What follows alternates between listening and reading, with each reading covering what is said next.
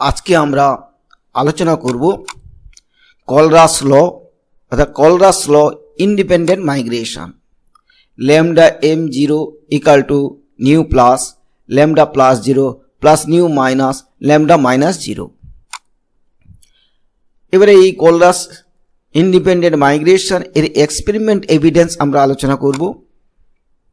তারপরে আমরা Kohlrausch law এর lambda mc equal to lambda m0 minus K root C এই ইকুয়েশন ব্যবহার করে আমরা স্ট্রং ইলেকট্রোলাইটের ক্ষেত্রে ইনফাইনাইট ডাইলিউশনে মোলার কন্ডাক্টিভিটি মেজার করব এবং কলরাস কনস্ট্যান্ট কে মান বের করব। তারপরে আমরা এই কলরাস ল এর যে ইকুয়েশন দুটো আমরা লিখেছি তার অ্যাপ্লিকেশন আলোচনা করব। আমরা তারপরে কোশ্চেন অ্যান্সার আলোচনা করব। শেষে আমরা প্রবলেম সলিউশন করব। প্রথমে আমরা আলোচনা করব Kohlrausch law of independent migration. Kohlrausch law of independent মাইগ্রেশনটা কি না, কোনো ইলেকট্রোলাইটের ইনফাইনাইট ডাইলিউশনের মোলার কন্ডাক্টিভিটি ওই ইলেকট্রোলাইটের যে আয়নগুলি উৎপন্ন হবে তার মোলার আয়নিক কন্ডাক্টিভিটির যোগফলের সঙ্গে সমান।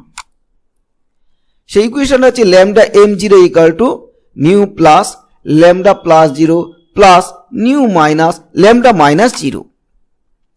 এখানে ল্যামডা প্লাস 0 হচ্ছে যে ক্যাটায়ন তার মোলার কন্ডাক্টিভিটি, আর ল্যামডা মাইনাস হচ্ছে যে অ্যানায়ন তার molar conductivity at infinite dilution. আর নিউ প্লাস হচ্ছে পজিটিভ আয়ন বা ক্যাটায়নের number, nu minus negative ion বা অ্যানায়নের নাম্বার, সেটা হচ্ছে ইচ ইউনিট অফ ইলেকট্রোলাইট থেকে উৎপন্ন হবে, অর্থাৎ প্রত্যেক ইউনিট থেকে যে ইলেকট্রোলাইট থেকে যে উৎপন্ন হবে তার নাম্বার। এবারে আমরা এই যে ইকুয়েশনটা লিখেছি lambda m0 equal to nu plus lambda plus 0 plus nu minus lambda minus 0, এই আমরা জেনারেল ইকুয়েশনটা কলরাস ইন্ডিপেন্ডেন্ট মাইগ্রেশন তার আমরা একটা এক্সাম্পল দিয়ে একটা ইকুয়েশন লিখছি। আমরা কিভাবে সেই ইকুয়েশনটাকে লিখব কোনো এক্সাম্পল সাহায্যে।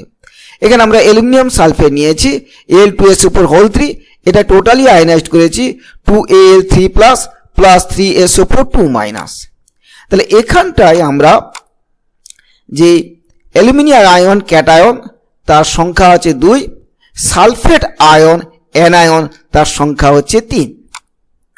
তাহলে আমরা লিখছি lambda m0 aluminium sulphate equal to 2 lambda 0 aluminium ion plus 3 lambda 0 sulphate ion. অর্থাৎ এই ইকুয়েশনে বলছে যে 1 molar conductivity of aluminium sulphate infinite ডাইলিউশনের সেটা হচ্ছে অ্যালুমিনিয়াম আয়নের মোলার কন্ডাক্টিভিটির দ্বিগুণ আর সালফেট আয়নের মোলার কন্ডাক্টিভিটির 3 গুণের যোগফলের সঙ্গে সমান। এবার আমরা আলোচনা করব রিজন, অর্থাৎ এই যে কলরাস ল ইন্ডিপেন্ডেন্ট মাইগ্রেশন যেটা হয়েছে, যে কারণে আমরা এটা ইকুয়েশনটা লিখতে পারছি তার কারণটা কি, সেই কারণ আমরা কলরাস ল ইন্ডিপেন্ডেন্ট মাইগ্রেশনের কারণটা আমরা আলোচনা করছি। প্রথমে আমরা শুরু করব যে কন্ডাক্টেন্স অফ ইলেকট্রোলাইটিক সলিউশন। কোনো ইলেকট্রোলাইট সলিউশনের যে কন্ডাক্টেন্স সে ডিপেন্ড করবে কার উপরে না, যে ইলেকট্রোলাইট নিয়েছি তার নেচার, যে সলভেন্ট নিয়েছি তার নেচার, যে ইলেকট্রোলাইট নিয়েছি তার কনসেন্ট্রেশন এবং টেম্পারেচার। যদি আমরা টেম্পারেচারটা ফিক্সড করে দিই এবং সলভেন্টটা একটা নির্দিষ্ট সলভেন্ট নিয়ে নিই, তাহলে আমরা ওই ইলেকট্রোলাইটের যে মোলার কন্ডাক্টিভিটি সেটা কেবলমাত্র ডিপেন্ড করবে যে ইলেকট্রোলাইটের নাম্বার অফ আয়ন্স এবং তার ভেলোসিটি বা স্পিড অফ দ্য আয়ন্স। তাহলে যে অ্যাট ইনফাইনাইট ডাইলিউশন যেহেতু আমরা আলোচনা করছি, স্ট্রং ইলেকট্রোলাইট তো টোটালি আয়নাইজড হয়ে যায়, অর্থাৎ 1 মোল স্ট্রং ইলেকট্রোলাইট থেকে নাম্বার অফ আয়ন সেটা ফিক্সড থেকে যায়, এবং উইক ইলেকট্রোলাইট যেহেতু ইনফাইনাইট ডাইলিউশন সেও টোটালি আয়নাইজড হয়ে 100% ডিগ্রি অফ ডিসোসিয়েশন, ফলে তার যে নাম্বার অফ আয়ন সেও ফিক্সড হয়ে যায়। কিন্তু যখনই আমরা আয়নগুলো ফ্রি হয়ে যায় তখন যে আয়নগুলো মুভমেন্ট অর্থাৎ তার স্পিড ভেলোসিটি বা মুভমেন্ট সেটা totally free from each others, সেটা একে অপরের থেকে আলাদা হয়ে যায়, অর্থাৎ তার মুভমেন্ট কারোর দ্বারা প্রভাবিত হয় না। তাহলে আমরা সেই জন্য কি হয় যে আয়ন অ্যাটমসফিয়ার তৈরি হয় না, ফলে আয়ন অ্যাটমসফিয়ার তৈরি হওয়ার জন্য যে রিটারিং যে বাধাপ্রাপ্ত মুভমেন্টে যে বাধাপ্রাপ্ত বলগুলোও থাকে না। এতে কি হলো, আয়ন ফ্রিলি মুভমেন্ট করার জন্যই আমরা কলরাস ল ইন্ডিপেন্ডেন্ট মাইগ্রেশন সেই সূত্রটা প্রযোজ্য হয়। অর্থাৎ সেটা কি না, ইনফাইনাইট ডাইলুশনে কোনো ইলেকট্রোলাইটের মোলার কন্ডাক্টিভিটি তার যে আয়নগুলি উৎপন্ন হয় সেই আয়নগুলির মোলার আয়নিক কন্ডাক্টিভিটি যোগফলের সঙ্গে সমান। এবারে আমরা এক্সপেরিমেন্টাল এভিডেন্স নিয়ে আলোচনা করব। এক্সপেরিমেন্টাল এভিডেন্স নিয়ে আলোচনা করলে আমরা ইয়েলো মার্কিংয়ে একটা ইকুয়েশন নিয়েছি, সেটা হচ্ছে এখানে lambda M0 potassium chloride minus lambda M0 sodium chloride equal to lambda M0 potassium nitrate minus lambda M0 sodium nitrate. অর্থাৎ পটাশিয়াম ক্লোরাইড এবং সোডিয়াম ক্লোরাইডের ইনফাইনাইট ডাইলিউশনের মোলার কন্ডাক্টিভিটির ডিফারেন্স পটাশিয়াম নাইট্রেট এবং সোডিয়াম নাইট্রেটের মোলার কন্ডাক্টিভিটি ইনফাইনাইট ডাইলিউশনের তার ডিফারেন্সের সঙ্গে সমান। সমানটা কেন না, উভয় ক্ষেত্রে এই উভয় দিকে সমান চিহ্ন উভয়ের দিকে তাদের অ্যাকচুয়ালি বিয়োগফলটা হবে lambda 0 K plus minus lambda 0 Na plus. অর্থাৎ পটাশিয়াম আয়ন এবং সোডিয়াম আয়নের মোলার কন্ডাক্টিভিটির ইনফাইনাইট ডাইলিউশনের বিয়োগফলের সঙ্গে সমান। এরপরে আমরা এইটাকে ডিটেলস আলোচনা করছি যে lambda M0 KCl equal to lambda 0 K plus plus lambda 0 Cl minus, আর lambda M0 NaCl equal to lambda 0 Na plus plus lambda 0 Cl minus. এরপরে আমরা এই দুটোকে যদি বিয়োগ করি তাহলে পাবো lambda 0 K plus minus lambda 0 Na plus. এবারে যদি আমরা লিখি lambda M0 KNO3 equal to lambda 0 K plus plus lambda 0 NO3 minus, lambda M0 NaNO3 equal to lambda 0 Na plus plus lambda 0 NO3 minus. এই দুটোকে আমরা বিয়োগ করলে পাবো lambda 0 K plus minus lambda 0 Na plus. তাহলে আমরা এই সমান চিহ্নর বাঁ দিকে যেটা আছে সেটা যা পাচ্ছি, সমান চিহ্নর ডান দিকে যেটা আছে সেটাই পাচ্ছি একই। এবার আমরা আরেকটা এক্সাম্পল আলোচনা করছি, সেটা হচ্ছে lambda M0 NaCl minus lambda M0 NaNO3 equal to lambda M0 KCl minus lambda M0 KNO3। অর্থাৎ এখানটায় সোডিয়াম ক্লোরাইড এবং সোডিয়াম নাইট্রেটের ইনফাইনাইট ডাইলিউশনের যে মোলার কন্ডাক্টিভিটির ডিফারেন্স সেটা পটাশিয়াম ক্লোরাইড পটাশিয়াম নাইট্রেটের ইনফাইনাইট ডাইলিউশনের মোলার কন্ডাক্টিভিটি ডিফারেন্সের সঙ্গে সমান। কারণটা কি না, সমান চিহ্নর বাম এবং ডান দিকে দুটো ভ্যালুই হবে lambda 0 Cl minus minus lambda 0 NO3 minus. অর্থাৎ ক্লোরাইড আয়ন এবং নাইট্রেট আয়নে ইনফাইনাইট ডাইলিউশনের মোলার কন্ডাক্টিভিটির পার্থক্যের সঙ্গে সমান। এটাও আমরা ডিটেলস আলোচনা করছি। Lambda M0 NaCl equal to lambda 0 Na plus plus lambda 0 Cl minus, আর lambda M0 NaNO3 equal to lambda 0 Na plus plus lambda 0 NO3 minus. এই দুটোকে বিয়োগ করলে আমরা পাবো lambda 0 Cl minus minus lambda 0 NO3 minus. আবার lambda 0 KCl equal to lambda 0 K plus plus lambda 0 Cl minus, আর lambda M0 KNO3 equal to lambda 0 K plus plus lambda 0 NO3 minus. এই দুটোকে বিয়োগ করলে আমরা পাবো lambda 0 Cl minus minus lambda 0 NO3 minus.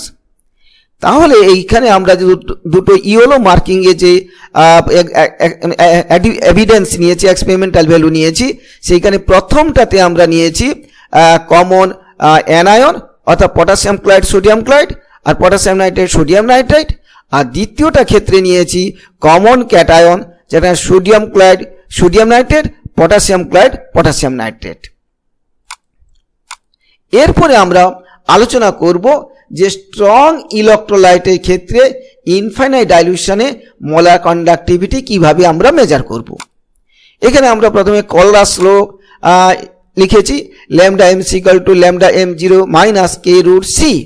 এখানে lambda MC হচ্ছে M lambda হচ্ছে কন্ডাক্টেন্স, M হচ্ছে মোলার, C হচ্ছে কনসেন্ট্রেশন অর্থাৎ ল্যামডা MC হচ্ছে C কনসেন্ট্রেশনে মোলার কন্ডাক্টিভিটি, আর ল্যামডা M0 হচ্ছে ইনফাইনাইট ডাইলিউশনে মোলার কন্ডাক্টিভিটি, K হচ্ছে কলরাস কনস্ট্যান্ট আর C হচ্ছে কনসেন্ট্রেশন। এবারে আমরা যদি lambda MC versus root C for strong ইলেকট্রোলাইটের ক্ষেত্রে যদি প্লট করি তাহলে কলরাস ল যে ইকুয়েশন সেটা ফলো করবে এবং একটা স্ট্রেট লাইন পাবো। এই স্ট্রেট লাইন যেহেতু আমরা এক্সপেরিমেন্টালি জিরো কনসেন্ট্রেশনে কোনো ভ্যালু পাবো না ডাইরেক্টলি, সেই জন্য আমরা এই যে গ্রাফ প্লট করলাম সেই গ্রাফটাকে যদি আমরা এক্সটেন্ড করি তাহলে ল্যামডা এমসি অ্যাক্সিসে একটা পয়েন্টে ইন্টারসেপ্ট অর্থাৎ ছেদ করবে, সেইটাই হচ্ছে আমাদের ল্যামডা M0। তাহলে আমরা গ্রাফিক্যালি এক্সপেরিমেন্টালি স্ট্রং ইলেকট্রোলাইটের ক্ষেত্রে আমরা কলরাস সূত্র ব্যবহার করে ইনফাইনাইট ডাইলিউশনে মোলার কন্ডাক্টিভিটি ডিটারমাইন করতে পারি। কিন্তু আমরা উইক ইলেকট্রোলাইটের ক্ষেত্রে পারবো না। কেন? উইক ইলেকট্রোলাইট কলরাস লয়ের এই যে সূত্রটা আমরা লিখেছি এটা মেনে চলে না, অর্থাৎ lambda MC versus root C যদি আমরা প্লট করি ওটা কার্ভ লাইন দেয়, যার জন্য আমরা ওটাকে আমরা এক্সটেন্ড করে ইকুয়েশনটা গ্রাফটাকে এক্সটেন্ড করে আমরা পাই না।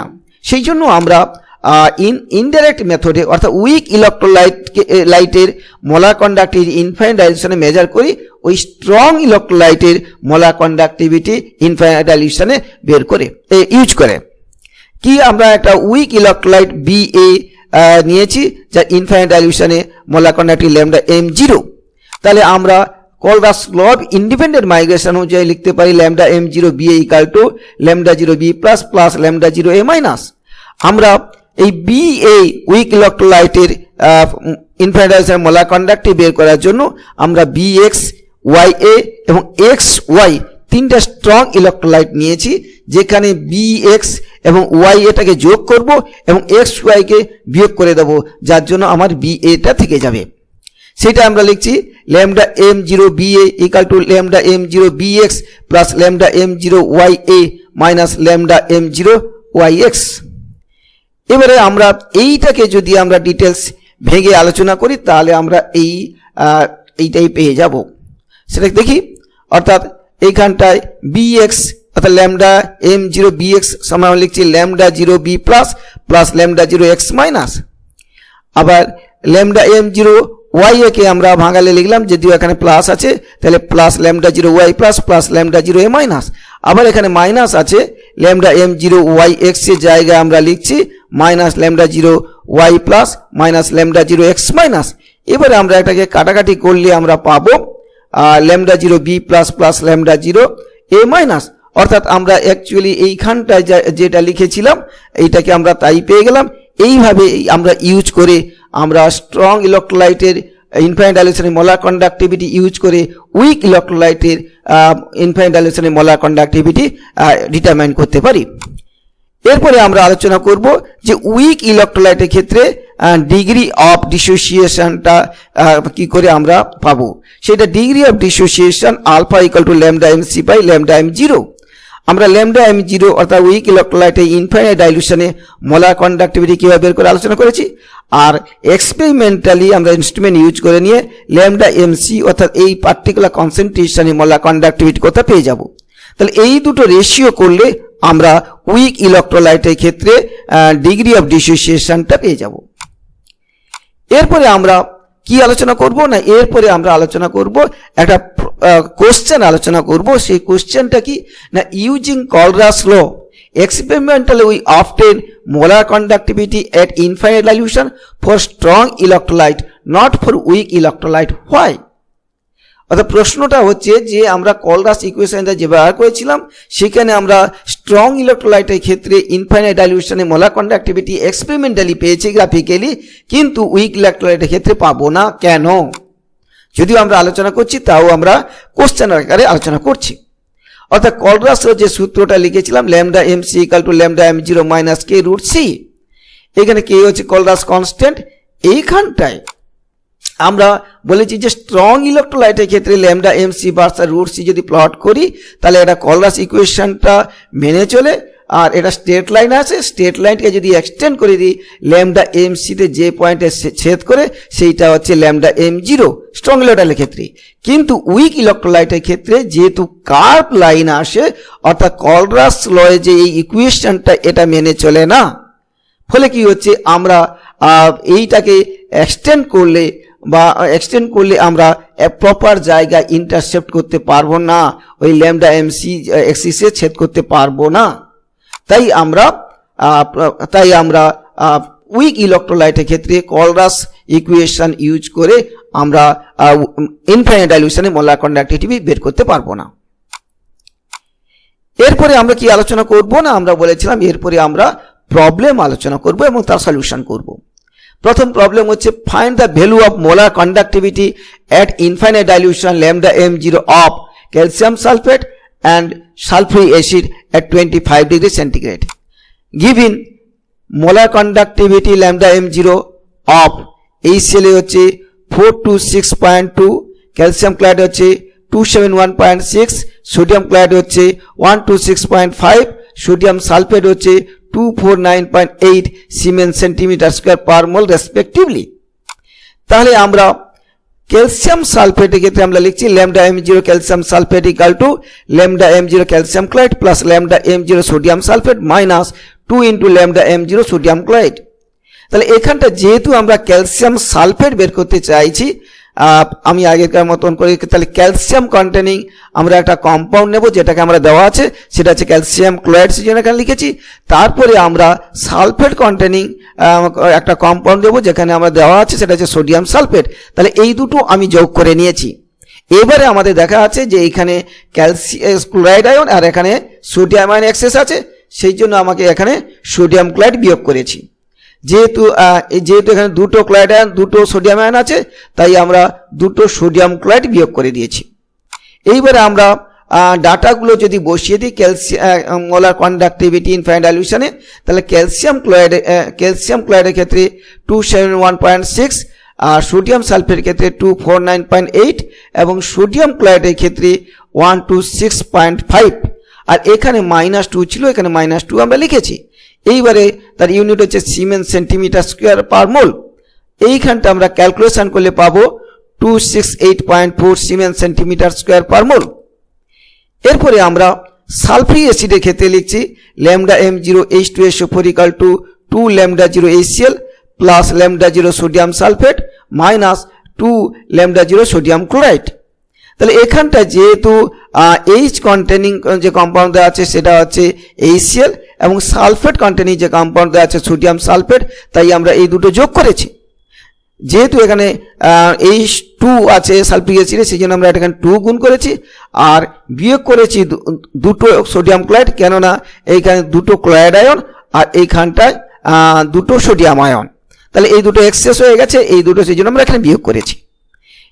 এরপরে আমরা ইনফাইনাইট ডাইলিউশনে কম্পাউন্ডগুলো মোলার কন্ডাক্টিভিটি বসিয়ে দিয়েছি। 2 যেমন এখানে আছে 2 লিখেছি, ইনটু HCl এর ক্ষেত্রে 426.2, সোডিয়াম সালফেটের ক্ষেত্রে প্লাস করে যেহেতু এর প্লাস আছে 429.8, আর এখানে -2 আছে -2 লিখেছি, ইনটু সোডিয়াম ক্লোরাইডের ক্ষেত্রে 126.5 siemens centimetre square per mole. এইটা আমরা ক্যালকুলেশন করলে পাবো 849.2 siemens centimetre square per mole. এবারে আমরা আরেকটা প্রবলেম অর্থাৎ শেষ প্রবলেম আলোচনা করছি। The molar conductivity at 25 degree centigrade and 1 atmosphere 0.01 mkCl solution is 141 Siemens centimeter square per mole and of 0.001 mkCl solution is 147 Siemens centimeter square per mole. Calculate Colrush constant. আমরা Colrush law জানি যে lambda mc equal to lambda m0 minus k root c, এই k টা হচ্ছে Colrush constant।